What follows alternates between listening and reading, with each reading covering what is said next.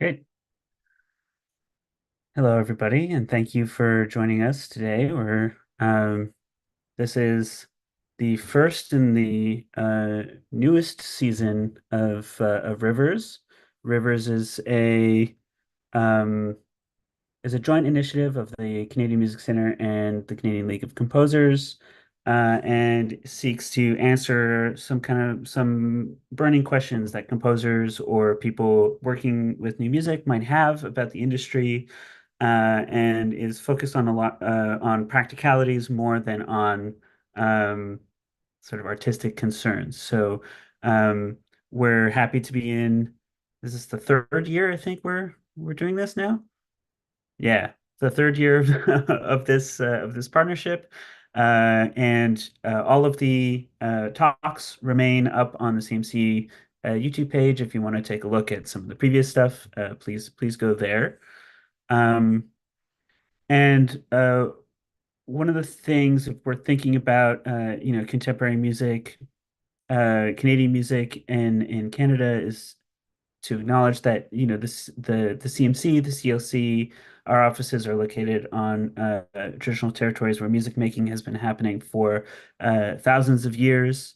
Um, right now, I'm in Montreal, which is otherwise known as Tiohtià:ke, um, and the home of the Haudenosaunee and other bands which I should know. The lands of where the CMC is in Toronto are the traditional territories of the Mississaugas of the Credit, the Haudenosaunee, the Wendat peoples, and Toronto is home to many diverse First Nations, Inuit, and Métis peoples, as is Montreal. Uh, Toronto is covered by Treaty 13, uh, signed with the Mississaugas of the Credit, and the Williams Treaty is signed with multiple Mississaugas and Chippewa bands, and is within the lands protected by the Dish with One Spoon Wampum Agreement. We thank Indigenous people who share this land with us and allow us to be here as uninvited guests. And in terms of accountability, the Canadian Music Center was founded in 1959 and established in the context of violent state policies targeting Indigenous communities, including the potlatch ban, the 60 scoop, and residential schools. And these policies are not some part of some dark chapter ended and in the past, as injustice and violence against Indigenous people are ongoing. Acknowledging the land is to acknowledge that the CMC and many legacy arts organizations, the CLC included, um, within Canada have been part of racist policies that devalue and seek to erase Indigenous cultural expression. We encourage community members to familiarize themselves with the 94 calls to action that were released in 2015 as part of the Truth and Reconciliation Commission's final report. We'd also encourage you to follow some of the efforts that the CMC is taking to address these calls by viewing our webpage on Accountability for Change and Indigenous Advisory Councils. And I'll just highlight, because I'm sort of in the know here, two things that are coming down the pipeline at the CMC. One is a work by the Indigenous Advisory Council documenting the process of redress that happened with Louis Riel in 2017. That we'll have some screenings of that documentary film at all the CMC locations over the next year. And also, this CMC has been working on protocol documents for working with Indigenous materials and people as collaborators, as well as people from marginalized communities. So keep an eye out on that. I'll hand it to August to introduce Paolo. Thank you, Joseph. For those who don't know, my name is August Murphy King. I'm the general manager at the Canadian League of Composers. And as Joseph mentioned, this is the third year, the eighth iteration of Rivers, this collaboration between our two organizations to provide members of the community with, we do all go through music school and we learn a lot about music, but unfortunately, if you do composition programs, they leave graduates, and I can say this having done a few of them, they leave graduates for the most part woefully unprepared for the actual practicalities of building a career and working in the field. So, whenever we do this, or we start to figure out what we want to do in a given year, Joseph and I usually start with the question, well, what did they not teach us in music school? And I think today's today's topic is certainly one of those. And I think, in the year 2024, it's one that's becoming more and more important. Um, there are more and more composers. There are fewer and fewer spaces. And, if you're to put it bluntly, if you're sitting around waiting for other people to show up and play your music, that's often an unproductive approach to getting your work out there. And I think increasingly we've seen composers start to grab the bull by the horns, so to speak, and program their own shows, create their own concert series, and use that as a vehicle to get their music performed, to get their colleagues' music performed. And I think, Paolo Griffin, who we've got today to do this workshop, is just a really perfect embodiment of this approach. And I mean, I hate to use the word because it's horrifically capitalistic, but it's basically a sense of like artistic entrepreneurialism. And I think Paolo, like I said, really embodies that. So in addition to his activities as a composer, and quite a successful one at that, I believe, Paolo, you can correct me if I'm wrong, you either recently put an album out or you have an album coming out soon. But in Yeah, in addition to his June. coming out in June, or did come out? Did. Okay. Um, but in addition to composing, Paolo is very active as an administrator and as a concert organizer, and that would be, I think it's safe to say, most embodied in two projects. The first, he is the artistic and executive director of Free Sound, which is a Toronto-based contemporary music collective of 8 performers, and it emphasizes collaboration and experimentation. They commission new works, they perform older works. Paolo, I'm sure you can talk a bit more about how many shows you've got planned, and you can take this opportunity to plug your season. But Free Sound's quickly become a fixture in the Toronto new music community, and it's basically, Paolo sort of woke up one day. Forgive me if I'm telling the story wrong. It was like, I'm going to start a concert series, and he's been quite successful at building it up. He's also the managing director at Xenia Concerts, which is a group you may have come across, and that is an organization dedicated to accessible concert design, making shows and presenting shows that are more friendly for folks with disabilities, folks with neurodivergence, and they've I feel like I see their stuff happening all the time. I think 30, 40 concerts a year almost now, Paolo. So again, feel free to plug that. And I've been talking for too long, and we're here to not listen to me blather. So I'm going to turn it over to Paolo. Just two housekeeping technical things. Paolo sort of broken the presentation up into sections. So at the end if you've got questions, you can put them in the chat, and then we'll get to them at the end of each segment. So we won't hold them all till the end, but also we don't necessarily want to interrupt the presentation as it's going. And second of all, we're going to some minor technical glitches, we can say, with the slideshow. So you might see a little bit of a weird pixel delay when the slides change over. We've tried a number of things to fix it, and as we all know with technology, stuff happens. So without further ado, I'm going to turn it over to Paolo Griffin. Thanks, August. And thank you, Joseph. Yeah, very happy to be here to do this talk. Concert production is something I've been doing now for quite a 5-ish years now, at least, more. And like August said, when I was finishing my studies in Europe and I knew I'd be moving home, I decided that having a contemporary collective to work with would be something I was interested in. And so when I got back, that's exactly what I did. So the way this is going to work, like August said, is that I'm going to share a PowerPoint screen. There's some pixels that carry over. So please excuse that. They correct themselves pretty quickly.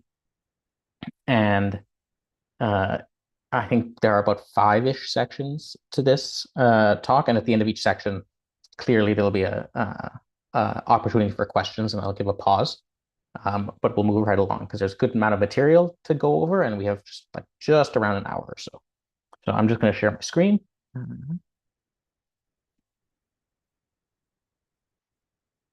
And everyone can see that, I'm guessing. Thumbs up, anybody?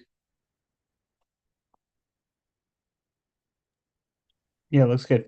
Okay, great. Yep, we're good. We're good. Okay. So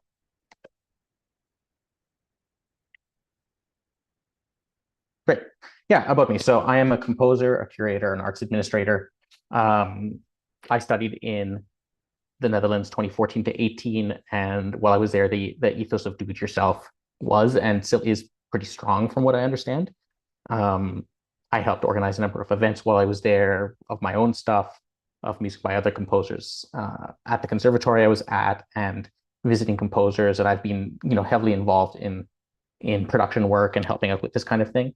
As a composer, I have the option to write music. I'm not much of a performer, so doing this is a way I can continue working, uh, presenting concerts and contributing to our community in a way that's not performing on stage.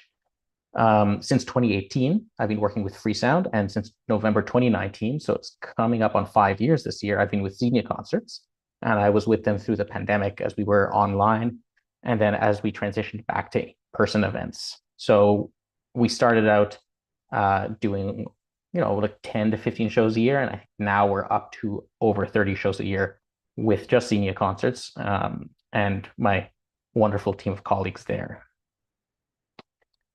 Freesound presents contemporary experimental music concerts, like August was saying. There are 9 members, actually. I'm the 9th member as the artistic director, but my 8 incredibly talented colleagues who work between Toronto and Montreal, they do the really hard work. We are an emerging ensemble in residence at Array Music since about a year and a half ago, and this upcoming season is our last official season there. And we do 3 to 4 shows a year, and I'll plug those near the end of the talk. With Xenia Concerts, we present now what we call adaptive concerts, but they are concerts that are designed for members of the neurodiversity and disability communities. They're relaxed, movement is allowed, you can get up and move around, all kinds of music. It's really fantastic experience. And between these 2 jobs and adding in my own work in the community and my own compositional practice, I'm involved in maybe a total of 40-ish concerts a year. So it's quite a bit of work, but it's something I really enjoy. So to start with, I think that the real question obviously is why you want to learn about concert production. So I'm going to take you quickly through a production schedule of a standard Freesound concert and some additional features courtesy of my work with Xenia Concerts. I feel that first it's important to note why learning the ins and outs of production work is beneficial and why it's important to do this kind of work. I'm going to quickly list, as you can see here, some of the reasons why it's important to know how to produce an event. And these are things that I've experienced or I've seen happen on the job. You want to avoid burnout, obviously. You want to avoid spending your own money, very obviously. You want to avoid underpaying the people involved in your project, including yourself. Avoid having nobody show up to your event. Avoid damaging your reputation. There's quite a few more things you want to avoid. And that's why you're learning to do concert production. And that isn't meant to scare or frighten anybody out of doing an event, but these are the reasons that you want to do a good job. Because I believe that by doing a good job, you're respecting yourself and the work you put in. You're also showing respect to your colleagues, and to your audience, and to the music of the composers who've written this music, and the time involved with everybody in a production. So it's about not burning your own time and resources, not burning your reputation, and showing respect. So the schedule of the talk overall will be, it's actually 6 sections, but the additional tips at the end we'll get to. I'm going to highlight relevant markers and point out the stages of event production, so as I see them and as I go through them, which are planning and pre-production, production, notes on accessibility, event day, post-event, and additional tips. And we've got a resource page at the end. Production will include, pre-production will include budget, accessibility, venues, artists, permits, reproduction stuff, grants, equipment rental, and more. Production will touch on site visits, staffs and volunteering, documentation, ticketing, programs. Marketing is obviously included in there. Event day, which is venue setup and run of play, and ticketing. Post-event, which is evaluation, tracking metrics, returning rented materials, and finalizing edits and recordings, and SOCAN, of course. And additional tips, timeline management or contingency plans or communication, things like that. Yeah, you'll see a question bubble at the end of each section. So I'll pause. You can type a question in. August and Joseph will moderate. So planning and pre-production 1. During the planning and pre-production process, as producers, we map out, the most important bits of the event. Without proper planning, things might fall apart, and pivoting at the last minute becomes significantly harder, and the whole event becomes shaky if you don't have good planning and pre-production in place. Generally speaking, most of the stuff in this talk will be applicable to all kinds of production, whether it's for theater or music, but there obviously will be some things that are just music specific. So free sound planning usually begins with me choosing kind of just a single piece of music that I tend to center the concert around. I've personally found that using single variables, such as a specific instrumentation or a particular piece or something like that, as a jumping off point for production allows for a good amount of flexibility in other areas and has historically produced stronger and, to me, more conceptually cohesive events. Using a piece of music, for example, as a jumping off point means that I'm able to quickly develop what you see in this triangle over here, the scope, the schedule, and the cost, or scope, time, and cost. In project management circles, this is called the triple constraint, and it's very handy. So it represents most things related to the financial constraints of the show, how much money you have, which is cost, different tasks required to execute the show effectively, scope, and the schedule, which is from the beginning of the planning process to the end of the show and beyond, how things are set into motion. The triple constraint here is really important because it's the basis of an event. If it's not at least reasonably solid, then the foundation is compromised and it's just going to be more difficult to put on the whole show. I've personally always found that of these three, building out a budget is the best way to get a sense of the overall scope of the project, and then you can kind of like build out time based on scope and cost. The budget's important because it gives you a bird's eye view of the possibilities and limitations of your project. For instance, production fees, paying yourself, rehearsal-related expenses, marketing, obviously, music rental, purchase, SOCAN, anything like that. And it's important to point out that general project management guidelines suggest that it's smart to over budget by between 10 to 15%. Over budgeting helps mitigate those risks and account for unforeseen circumstances, such as price fluctuations in anything, human or computer error, subs needed, extra rentals, anything like that. And there are always things that you don't expect. Doesn't matter how many productions you do, something always comes out of the blue and you go, oh yeah, forgot about that. So this might be just pixeling in for all of you, but for most free sound concerts, I use what is called an iterative project life cycle. So this is again taken from the project management side of learning.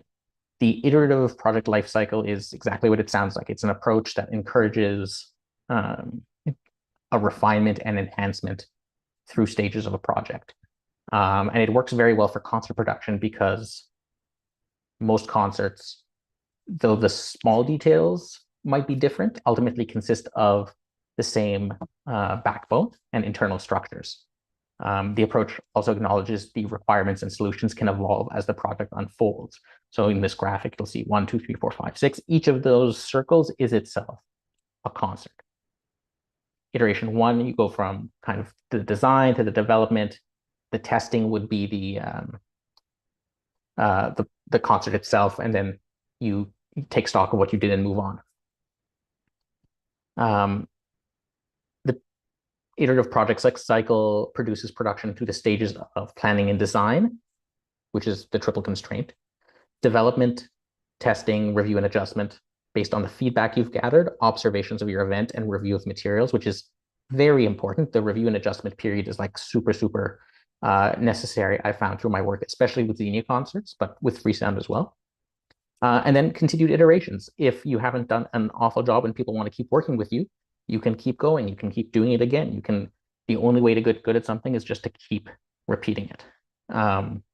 And so in that way, for me personally, it's a little bit like an artistic practice or a competitional practice where, I try a thing out, I do it, doesn't work out so well, I'll do it again in the next piece, and I'll keep applying it until I've perfected the technique.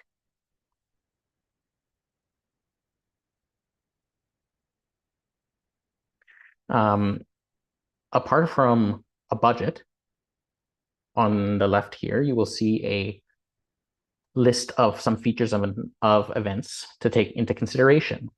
So venue bookings and rentals, availability, size, specifications, cost, what kind of tech does a space have? Is this space accessible? Those are really important questions. Obviously, if you don't have a space, you don't have a show.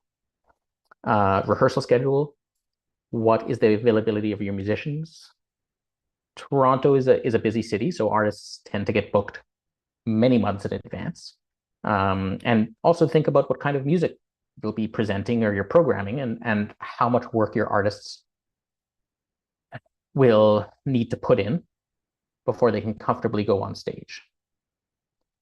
Websites for scheduling, such as Doodle, Let Us Meet, and When Is Good are very helpful, but you can also just use Google Drive if you prefer, whatever works for your specific organization. Permits, licenses, rentals. Are you selling drinks? Are you doing something outdoors in a park? Are you doing something outdoors on the street?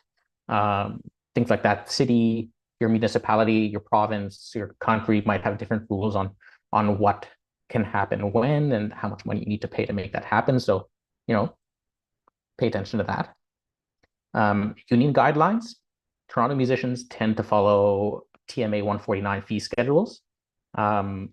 And although not a union, the Canadian League of Composers has suggested guidelines for composer compensation, including rehearsals.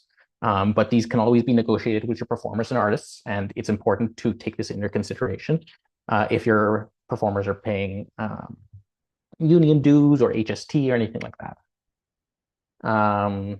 Music purchases and rentals. Who are you getting the music from? In the case of programming contemporary music, are you getting it straight from the composers? Are you getting it from a publishing company? Do your performers use paper or do they use tablets? Do they read from a score or do they need parts? If you're providing the music, as I do for Freesound, then those are like very important questions. If, like Xenia, the artists come with music pre-prepared, then that is something you don't necessarily have to worry about. Accessibility, anti-harassment, anti-discrimination policies, obviously very important. Once again, is the space accessible? Do you have anything in the concert that might be triggering or distressing, such as strobe lights or graphic content? Are you adding any special accessibility features to your event, like descriptive text, free movement zones, ASL sign language, something like that? And how can you ensure that your concert space is safe and comfortable for everyone involved, performers, sound techs, and audience members? Documentation. Are you arranging to have your event filmed or recorded or photographed? Do you have permission from your artists to do so? Do you have permission from the people doing the documentation to share publicly the documentation? Sometimes documentation comes with, sometimes renting scores comes with limits on documentation.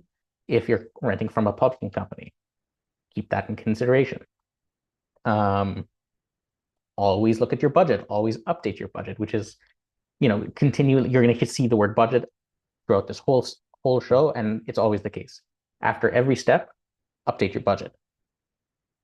I'll stop there for a second if anyone has any pressing questions. Otherwise, I will forge on.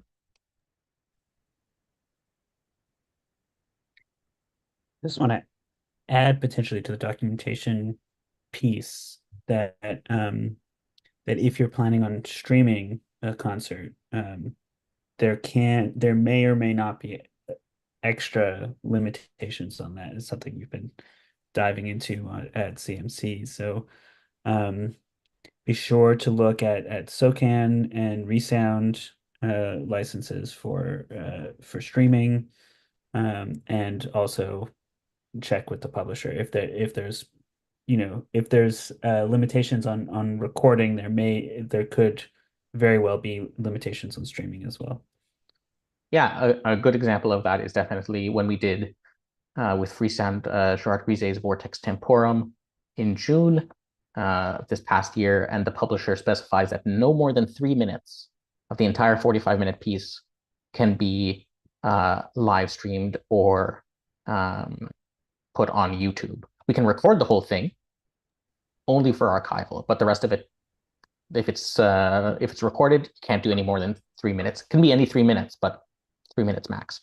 And a lot of publishers do that. That's why I personally prefer working with one-on-one with composers. It's cheaper that way, and there's less restrictions. But if that's not your interest, then you do you, obviously. Paolo, we do have one question in the chat. Yeah. And I would also just add for SOCAN, if you're ever organizing a concert and you have SOCAN related questions, do not hesitate to email me. I meet regularly with SOCAN staff, with SOCAN executives. I can bring problems to them, and I can also pretty much directly put you in touch with the correct person to talk to. So SOCAN can be a bit of a navigational nightmare. So if you ever have any SOCAN related questions, just shoot me an email, generalmanager@composition.org. Now, a question from Shea. How do you know, this is a really good one, actually. How do you know how much time to allocate for rehearsals? Is it just a matter of asking the musicians what they will need? Yeah, so that's a very good question. So I've heard a lot of different answers over the years to this. So with Freesound, we do a minimum of 12 hours rehearsal to start with for a program. However, I do know that some ensembles in, let's say, Quebec, who are much more established, and mind you, Quebec has significantly more funding for this kind of thing, will allocate roughly 1 hour of rehearsal per 1 to 2 minutes of music, which is a lot. That's probably being very generous, and you'll come out with like a really highly polished program if that's the case. I say start with 12 is always a good idea if you have the same performers roughly through the whole program, and the program's, let's say, an hour of music, then start with 12 hours, and then talk with your musicians. And talking with your musicians as a composer and as not a performer is very important, that my musicians let me know how much time they think they'll need, and I take their opinion and their expertise over mine, because I write music and I'm not 100% sure if the music I'm going to produce is too difficult and will take too much time or not. They're much better judged than that. So I always start with 12 for Freesound shows, and we work out from there as needed. And that obviously gets quite expensive. So mileage will vary, and that's why, grant writing and things like that are so important.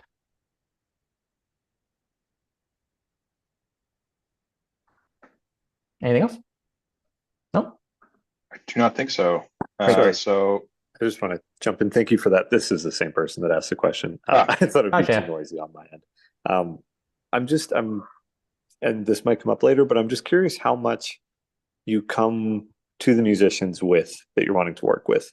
You know what I mean? If you come to them with a program that you'd like to have them play, or with the rehearsal schedule, like how deep do you go before you approach the musicians about it? Right. So with Freesound, I'm in a lucky position with Freesound and my colleagues who are my friends, and who I hope generally trust me, is I'll come to them with like a piece of music and an idea. And then with Freesound, I technically I'm the artistic director, but we build out our programs a lot of the time in collaboration. So I'm not the only one choosing pieces of music for a show. I'll ask Amal Ireland, I'm like cellist, to suggest a couple of pieces, and maybe I'll choose one of those, and we'll build it out there based on a concept. I think it depends on how well you know the musicians. If you are just starting this and um, and you need a bunch of musicians that you don't necessarily know, come with a more complete idea of the program and rehearsal schedule. But also keep in mind that people tend to be very friendly. And if you tell them, this is the idea, this is what I have in mind, I'm about 50% of the way there. Would you be interested in waiting for the other 50%? Then we can do something. A lot of people will say yes, because a lot of people just want to do new and cool things.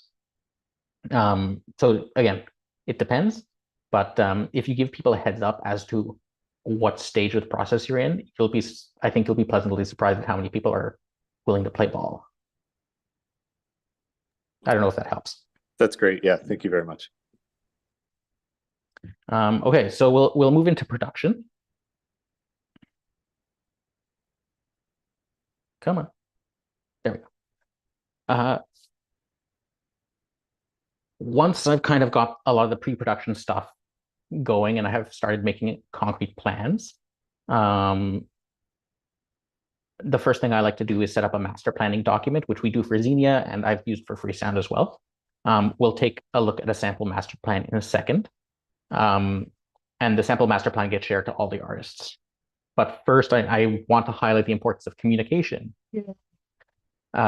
Communication is something that as musicians, we seem to be quite good at while rehearsing and making music. Sometimes we're not so good at it outside of the rehearsal hall. Communication etiquette, communication guidelines, and what lines of communication are available are so important. It helps everyone keep track of what's going on. And it is always better to over communicate than to leave people wondering what's going on. Because that makes people frustrated and then people are less willing to work with you or just not as happy with the gig. If you are open and communicative through the whole process, and that's not saying, hey, I'm doing this and hey, I'm doing this and hey, I'm doing this. This is what's happening at these times in this order clearly at every step of the process. So in the master planning document, which is in the next slide, we use it for Xenia. I use it for Freesound. It's super handy. It's the thing that everyone in the production turns to for any information they need. You'll be able to see and you'll be able to put in your master plan, and I am, tech needs, stage plots, links to events, links to scores and parts, and more. So let's go through the master plan for Freesound, which is in the next two slides. It's a good chunk of the master plan. So master plan document. So this is for a concert we did last October 20th, 2023 at Array Music for trumpet, accordion, and percussion with Emily Fortin on trumpet, Matthew Pulke on percussion, and Michael Murphy on accordion, and Michael Murphy on percussion. So document's got concert time. It's got links to the website and the Eventbrite where you can get the tickets. It's got the venue address. It's got a venue guide, which is something I've adapted for Freesound from Xenia Concerts, which is a very clear outline of how to get to a venue, how to navigate the venue, where the bathrooms are, where the seats are, where everything is, with pictures. This is where parking, you put where parking is, the event title, description, who are the artists, photos, bios, rehearsal schedule, tech setups, requirements, all this stuff. The next one here, so that's a picture of the tech setup for a piece by Sophie Dupuis, which she wrote for us during the pandemic. So Michael took a picture of the setup. Michael is our percussionist. He schleps all the percussion stuff around, so that's mainly for him, but it's good for me to know so that I am able to allocate enough space on stage. And the program there on the right, list of composers, pieces, durations, years, all this information which you need. What's not here is linked. Usually I have a link to an individual drive folder, which has got the score and the parts for each piece. So instead of receiving an email with a zillion PDFs for all the scores and all the parts, I just send my performers and my colleagues a web link to the drive folder, and the drive folder's got this document, and then they can just retrieve everything themselves. Much easier. It's also got links for concert posters and concert Instagram squares, because those are different dimensions. So lots of those things. And then further down, which I don't have here, food allergies or food preferences, other scheduling things, reimbursements for parking or food or anything like that, like all the other things down there, contact information for people who work at Array Music, like David Shopscore, Matt Leger, everything else there. It's very handy. I love my master planning document, and you should too. The next slide, again, we're going to go over the little checklist and then questions at the end. So working towards kind of a successful production, you've got things like artist coordination, arrivals, departures, transportation needs. We live in Toronto. Not everyone has a car. Emily Fortin, the trumpet player for Free Sound, lives in Montreal. So how is she getting to and from? Artist accessibility, dietary restrictions, refreshments. Ensure refreshments for your artists. Doesn't have to be like a meal. Could just be drinks. But I personally buy my colleagues dinner before every show so they don't have to rush around if they don't feel like it. They don't have to have dinner with me, obviously, but I like to think I'm good enough company that they want to. Stage design, technical setup. You really should know what is and isn't possible on your stage well in advance. Does it have a projection screen? What kind of mics? What kind of speakers? Mixing board? Are you bringing anything else in? Where are you going to put it? Get a stage plot from your artists, cross-reference it with your audio technician or your electronics director. Print materials, obviously, make sure your print material is designed and sent to print, I'd say a week minimum before the show. Print materials could include posters, postcards, programs, program slips, stickers, or merchandise. Anything else is needed, sorry. For Free Sound, my pro tip is that if you're providing scores to your performers and scores and parts, and they have it, let's say, all digitally, try to always have a full set of scores and parts printed. Hard copy available just in case. 9 times out of 10, you won't need it. 1 time out of 10, you're going to be so happy you have it. Production crew, staffing, and volunteers, don't think you can do everything yourself, even at a small venue. Array Music is not that big of a venue. I recommend still at least 2 volunteers. 3 is better. You want to be overstaffed rather than understaffed, and everyone will be happy for a free ticket to your show. Someone for the door, someone for the stage, someone to run other things like, honestly, refreshments, moving chairs and tables around, accessibility assistance, things like that. As the event producer, you also want to be able to meet people and talk. So having other people available to take some of the work off your hands makes it possible to be social, which can be a little challenging, obviously, if you're in the role of a performer, as well as the producer, or the director of another aspect of the show, like electronics. My other pro tip is try not to perform in anything you're producing. That's tricky, a lot of people are performer producers, and that's a thing, but if you can avoid it, and part of what I think the strength of Free Sound is that I help program the shows and I produce the shows. I don't perform in the shows. I don't conduct, I don't play, I don't anything. I just make sure that the musicians are happy and ready to play the music that they want. Marketing and promotion, which we can talk about a little bit in the Q&A, but start marketing roughly a month before your event. Social media ads, marketing exchanges with other organizations, posters up around town, listings on websites and magazines like The Whole Note or MusicWorks. It's really important to think about, when you're marketing, what the benefits are of this concert that you're offering. What makes it so special? Or what do you think is important about it beyond who is performing and what the music is and who the music's by? Because those are great, but those get community members out. If you want to reach beyond the community, you have to think about what it offers to people who are not musicians. And that's obviously a larger existential question to be had by all of us. Ticketing and reservations. Choose how you're going to ticket. Are you going to ticket through your website, Eventbrite, or an Eventbrite-esque option? Are you going to take cash at the door? Or are you going to take cash and card, or only card? Or is it going to pay what you can? You may want to get a card reader, such as the Square card reader that Free Sound uses. Is very handy. An accessibility check. Is the space up to accessibility standards? We have an Accessibility Act coming into place next year, I think. The Ontario Accessibility Act. I can't remember the acronym. Is the material you assembled accessible? Is there any dangers or potentially triggering events in the concert before?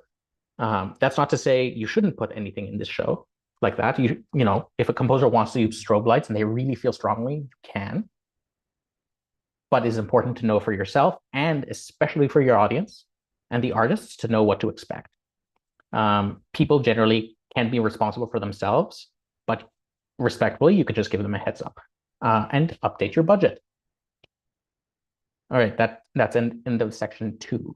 Any questions? I've got another question. If Yes. that's all right.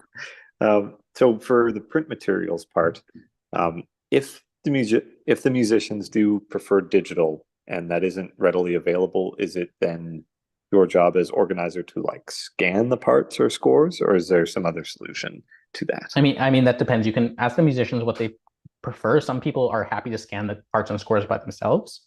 Right. Depending on what format the scores and the parts come, and your access to like a scanning machine, it might just be easier for you to do it because it takes 5 or 10 minutes rather than hunting down people individually to give them parts. Right.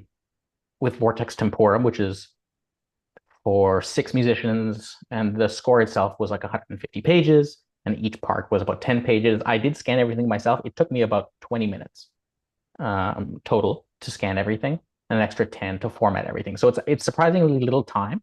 That's not to say you shouldn't. You should do it, but ask your musicians what they prefer. Honestly, that's the easiest way of the communication bit. Most performers I'm seeing these days prefer PDFs because they use tablets. Most publishing companies refuse to send you a PDF copy of things. So just check with your musicians. Okay, great. Thank you for that as well. We have 2 questions in the chat. First is from Mary. How far in advance would you recommend sending out the master plan to the musicians? I tend to send out the master plan as soon as I've booked them for a show. So I'll book them 6 months in advance, and I'll send out a template master plan and just say, this is the master plan for the show. It's going to be updated slowly. And I'll give you all a heads up when anything big, like the music, appears on the master plan. So the minute you book the musicians, send them the master plan. Okay. And Simon asks, sorry, my Zoom is acting up. Besides grants and ticket sales, what are the most successful sources of income to balance the budget? I mean, if you're a nonprofit, it's going to be foundations and different kinds of private money.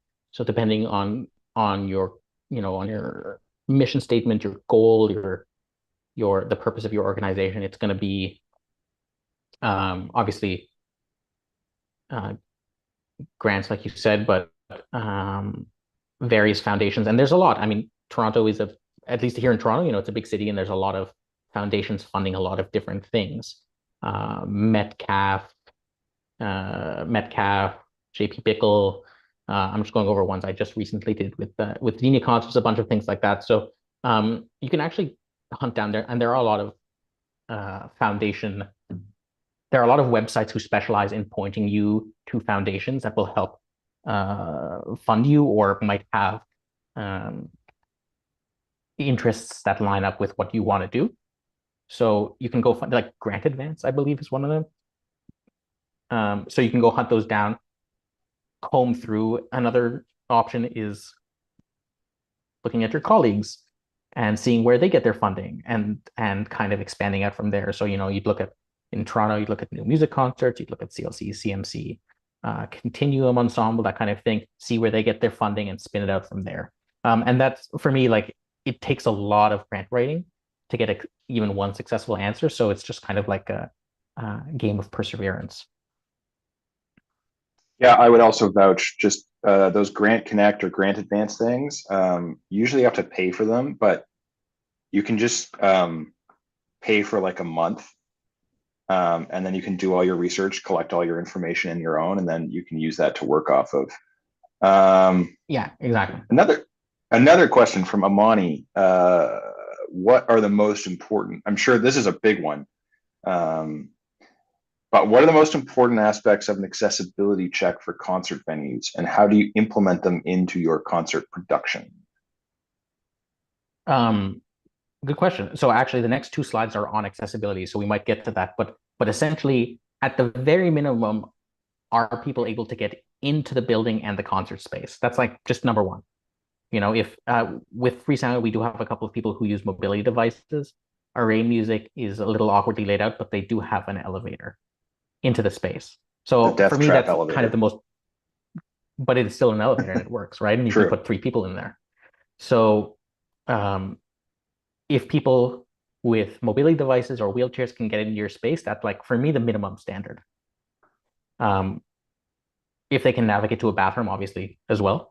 Apart from that, it depends on what you're doing, and we'll get to that with the accessibility talk in a second. But as long as people can find your space and enter your space uh, through their own volition, then that's for me the most important bit. And Amani, we'll get to the accessibility slide. There we go. So accessibility, as most of you might know, is a topic that's become very important in the last, I would say, decade or two, especially in kind of like the post-pandemic world.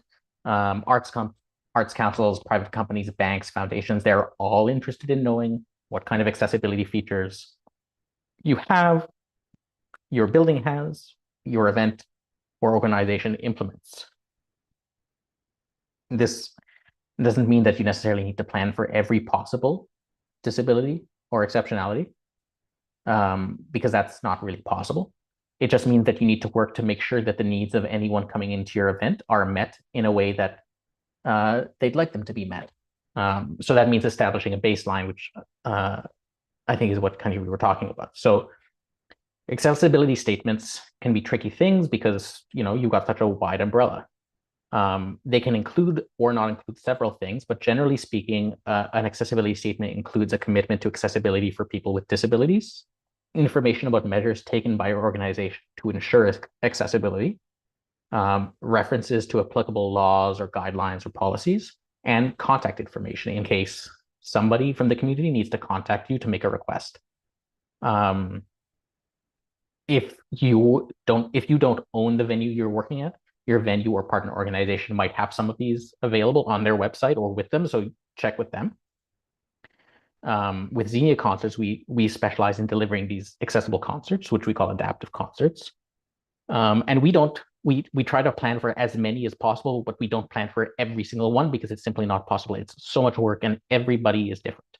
So we try to provide a general baseline and build on that depending on who's coming to the show and if they have certain accessibility requests.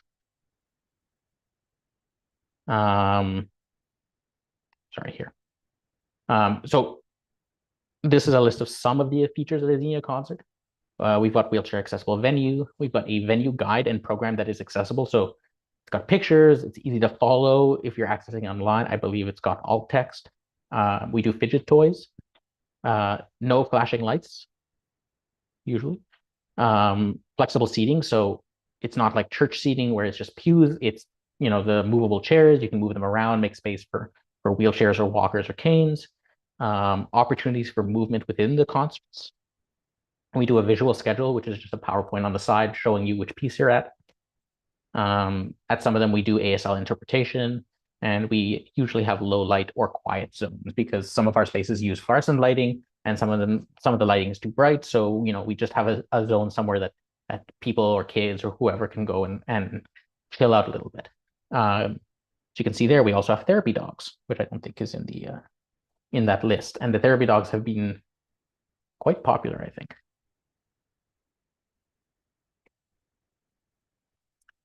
So on event day, which means you've gotten to your event, congratulations. It's important that you have clear lines of communication between everyone in the project. The musicians should know what's going on. The volunteers should know what's going on. The sound tech, everyone should be on the same page about everything. Depending on the needs of the concert, maybe bank a minimum of 5 hours, minimum of 5 hours before the doors open to be setting up. That means if the concert begins at 8, then at the latest, everyone needs to be in the space by 3. Audio tech, musicians, whoever. Everyone would rather have too much time to kill at a venue than too little. Too little is stressful. Too much means they can go in the back and lie down for half an hour. For event day, consider spending some time, maybe a few hours before the event or the day before, going through a run of play for yourself, mocking up what the event's going to look like from beginning to end, from packing it home to the arrival of the space, unloading, setting up, and striking. It's a really good idea to just kind of in your head and maybe write down exactly how everything is going to go or how you think everything is going to go, and then you can pivot on the day. More checklist stuff. Things that I tend to have an event day that probably would be useful for you to have an event day is ticketing. Are your reservations confirmed? Do you have cash or a float? Are the artists fed? What are the dietary restrictions? Is the stage set up properly to allow for the musicians to play and for adequate movement around? Are the materials printed? Are they distributed? How are you putting the programs? Are you giving people programs as they enter, or are you just leaving it on the seats? Are your volunteers in attendance? You can do another accessibility check if you feel like it. Collecting feedback and concert metrics. Are you doing that? We'll follow on that shortly, but it's really important. Feedback is so important. It's really hard to get people to give you a follow-up. So at Xenia concerts, we found really the best way is just to hunt people down in the space before they leave. If they walk out the door and you don't get the feedback, you're probably never getting feedback from them again. You can also get a head count to see how many people showed up versus how many people bought tickets. That'll be useful for SOCAN. It'll be useful for CADEC. It'll be useful for a lot of things just to know how many people were there. And update your budget. That continues to be the thing. Spend half an hour while you musicians are tuning and starting to rehearse to just kind of update the budget with everything that you already know so that you can keep track of how much money you've spent, if you're in the green, if you're in the red, and how things are going. August, do we have any more questions? We do not. Okie dokie. If anybody has a question.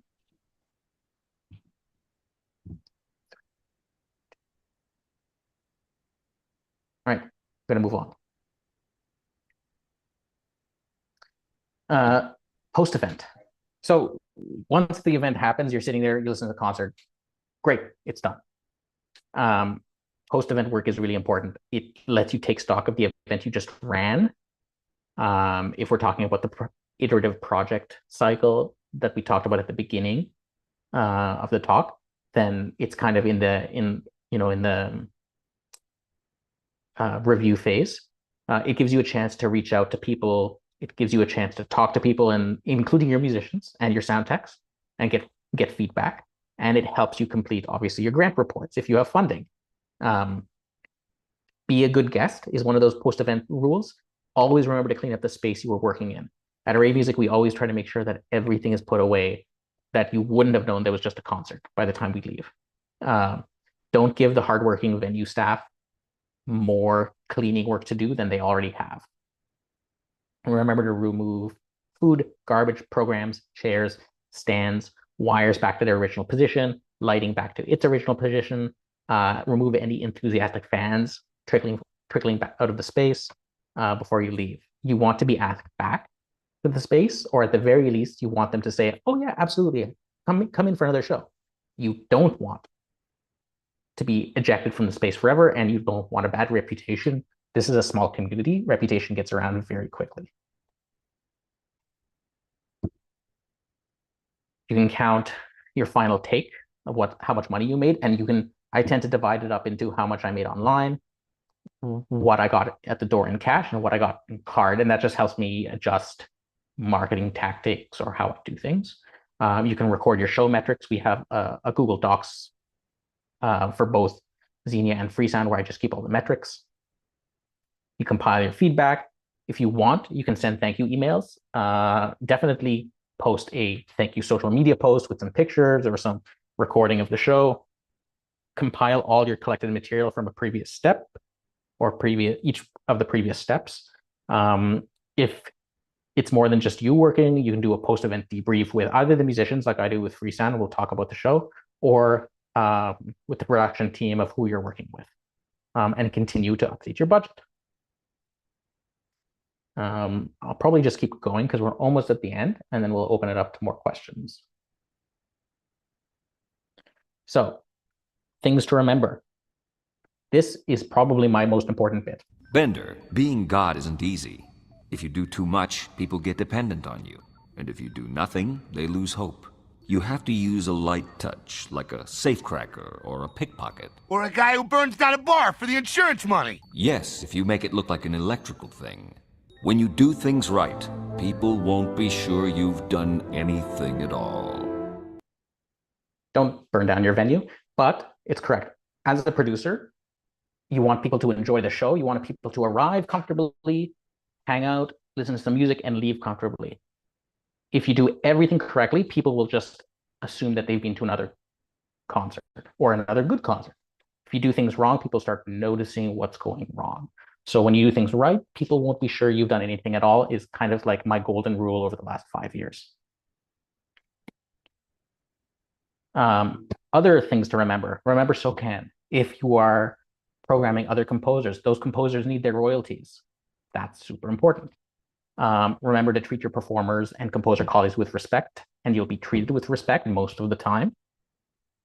Always communicate, and always say thank you to anybody involved in the production of your concert. Again, performers, composers, presenting partners, or host, and always update your budget. This is a practical field, right? You don't necessarily just learn concert production theory from sitting down and reading about it. You have to keep doing it over and over again. One thing to remember here, which I didn't write down, is the easiest way to do this is just attach yourself to another organization. Just volunteer your time with someone who's been doing concerts for a long time, or sit down in rehearsals and watch how the musicians do things so you get a sense of their ebb and flow. Sit down on a rehearsal and see how the space operates, ask questions. It's really a practical thing. So if you go in and you hang out with people and you give yourself the time and flexibility to see how these things are done, the practical learning, the on-the-job learning, it's very, very important. It's probably the most important bit. Before we're done, any questions? I'll get to a resources page in a second, but I think this is kind of a general questions period. August. I put this in the chat, but I'll just say it out loud for the recording as well. In talking about thank yous, particularly don't forget to thank funders. Often funders have requirements for acknowledgement. So if you're building up a script for thank yous, make sure that it's there. It's probably I would say they're the most important people to thank, but also the people you'll get the most in trouble for if you don't. I would also maybe add there, especially now the OAC has some new rules around this, but it doesn't hurt to invite a program officer, local MPP, local councillor, it's true. MLA, whatever. They'll probably say no, but it's going to go a long way to getting in the good books of people who like it or not really matter.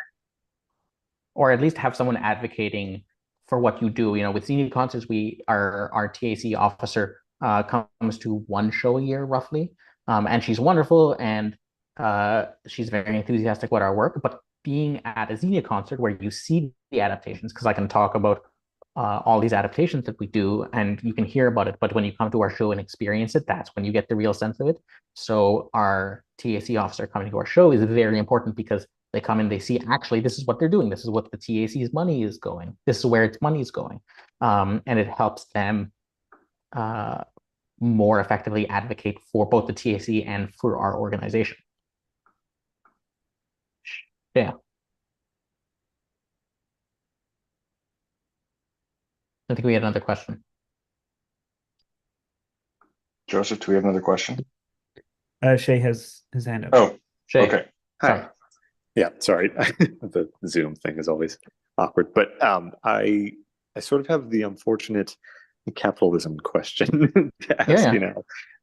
Just in terms of how to know how to compensate yourself properly for this as the presenter, because there's clear commissioning rates for composers and rehearsal rates and everything for performers. And I'm just wondering, yeah, how you know kind of what your piece of the pie is as the presenter and how that works. Yeah, of course. So, I mean, when at least with Freesound, I do grants for, a year long program. And if I were to break it down, I would get, and just a good general rule of thumb, and this comes from kind of the private sector and the public sector combined, is the administrative bit is a minimum of 10% of the total budget of the concert, which seems like a lot, but the concert wouldn't happen without you. So if the concert costs $2,000, you're getting a minimum of 200, maybe more, depending on how much. Another way to do it is, if you prefer, you could also just pay yourself like a performer. Because if you're a producer, or like I am the artistic director, I sit in on all the rehearsals. I go to all the rehearsals. I go to all the dresses. I do all of that stuff. So I'm in there as much as they are, running things and doing work and flitting around as I need. So yeah, you can either do one of two things. You can pay yourself a percentage of the total budget, and that's one way, or you can pay yourself like a performer. If you're not comfortable with that, there are, I'm sure, other ways, but those are the two ways I've tended to approach my work. That's very cool. That's a neat way to do that, treating yourself like a performer if you're sort of having a large hand in the whole preparation of it. That's great. Thank you very much. Yeah. I'm going to ask, I'm surprised the question hasn't come up. And I know this is, again, a big topic, but I'm going to ask it. In terms of planning and incorporating like grant cycles, how far in advance you're applying to fund, whether it's one concert or a season, do you want to talk a little bit about what that process, it's a little separate from concert planning, but it's, we can't run these without grants. So I'm wondering if you just want to talk about how you approach that. Yeah. So, I mean, with Freesound, because there's also the ebb and flow of, for instance, commissions, which take their own amount of time and things like that.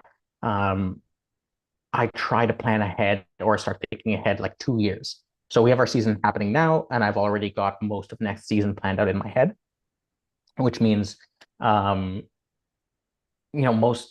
grants take about 6 months to return their answer. In around, I'd say, 5 to 6 months. The average not super experienced grant writer for an organization probably takes about 2 weeks to write a grant, beginning to end, with all the financials and everything like that, plus an extra month of budgeted time just total. So, I start thinking about the grants that I'm going to be applying for like a minimum of about 6 to 8 months out. You do the grant for the next year. You have to look at if you've got a financial beginning or end of year, when that is in relation to what grants you're applying for. But yeah, we do one Canada Council, one TAC, one OAC, like every 8 months or something like that. I do it. If we get it, then we plan ahead for the next. The CCA has made this a lot easier in some ways with their rolling deadlines now, so you can just kind of apply and then they'll eventually get back to you. But yeah, 6 to 8 months for an additional like 4 months after that, so that you never want to be without money, right? Which is the important bit. That's how I've always navigated things there, depending on the organization, or if you've got ongoing funding. If you've got core funding like we do at Xenia, then you have to put in an application every couple of years or an update or something like that.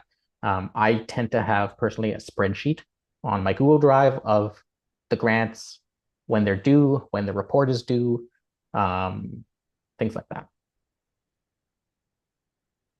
Cool. Yeah, the never-ending question of grants. Yeah, It's a cycle. Yeah.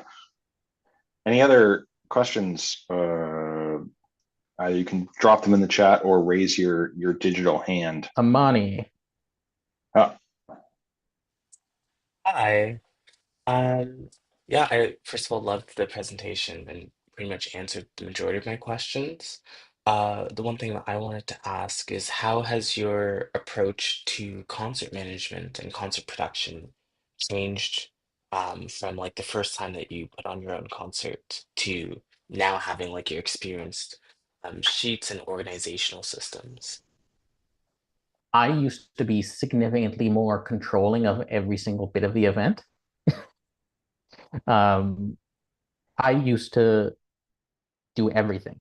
I used to plan the rehearsals. I used to print, like I didn't delegate a single thing. And in the past few months, and especially this season, I am asking one of my musician colleagues to organize all the rehearsals, or at least work, get all the rehearsals together and plan them. I'll show up to them, but she will kind of contact the musicians and get the rehearsal time together. So that's one example. But yeah, I used to be much more on it. I used to be much more controlling of everything, not in a bad way, just in a everything has to go through me, and only me. And I think I've just loosened that up significantly because it's not necessarily sustainable. If you think of theater production teams tend to be pretty significantly sized because there's so much going on. Just one person can't do it all. And it's not healthy and you ruin your life. So over the last few years, I've loosened that up. I still take the lead in terms of grants, but if I need a second pair of eyes for grants, I'll ask one of my colleagues, things like that. So it's gotten more relaxed and I've let people do things a bit more their own way because I want Freesound to feel like a collaborative venture and not I am dictating something from up on high.